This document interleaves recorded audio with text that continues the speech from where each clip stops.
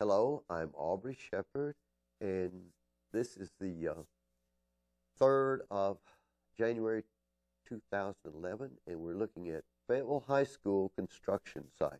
It's where Bates School used to be and where the tennis courts used to be, and it's all being dug out. You can see the embankments there in the background, and you can get an idea of how deep they're digging.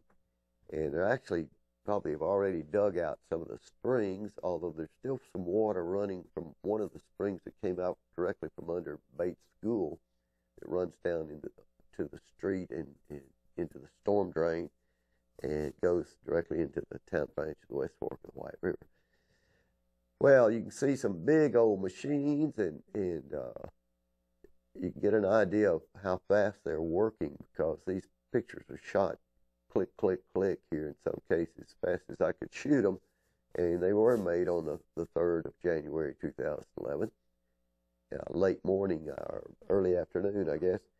And I went across the cross MLK and up to an apartment complex parking lot overlooking that area. So you see some trees and limbs in the way, but you get a pretty good idea of what the situation is over there, and see how the red dirt there is exposed. And of course they'll fill everything with red dirt. They dug out a lot of rock already for this, and there's been a lot of limestone and shale and so forth come out of there.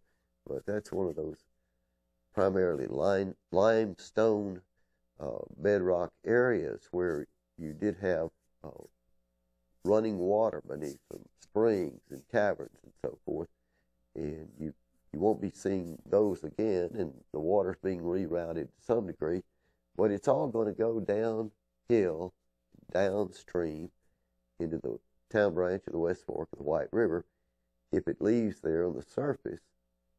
And a lot of that water that's underground comes up in streams at various places, and some of the streams like that actually lose water into caverns, into cracks in the bedrock, and you'll see a stream with no water and go upstream, and there's a pool of water. Where's it going? It's not flowing directly out of there. It's just sinking underground and coming out later. But anyway, anything we just pray for our neighborhood that the flooding's not worsened by this. We won't know what the situation is until construction's completed, whether they can actually store more water underground under their parking lot as they promised. But I think I kind of, like a lot of little kids, I like to watch these machines work. I just don't like the damage they're doing to the environment. But it's remarkable how well some of these guys get carefully cut and work around power lines and things without causing gas lines to explode. And it takes some talent. They make a lot of money. They deserve it. They are truly specialists. They have to be as good as an airline pilot, some of the places they dig without causing great damage around them.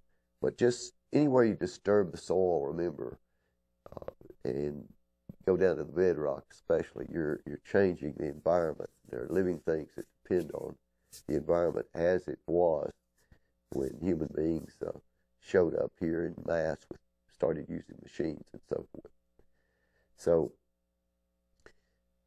we'll be glad to see that done, and if it doesn't make the flooding any worse than it's been in the past, only a couple of homes have had water in them in recent years, but it flows very near some of the others, and each time we get a bigger and bigger rain, there is that risk.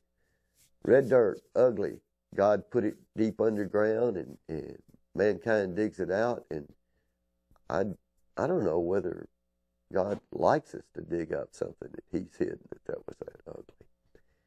Anyway, you will see a couple of cardinals there in the final shots, and that's across the road, like I say, and that's the habitat that we're losing over there where the trees were removed for the new part of Fayetteville High School.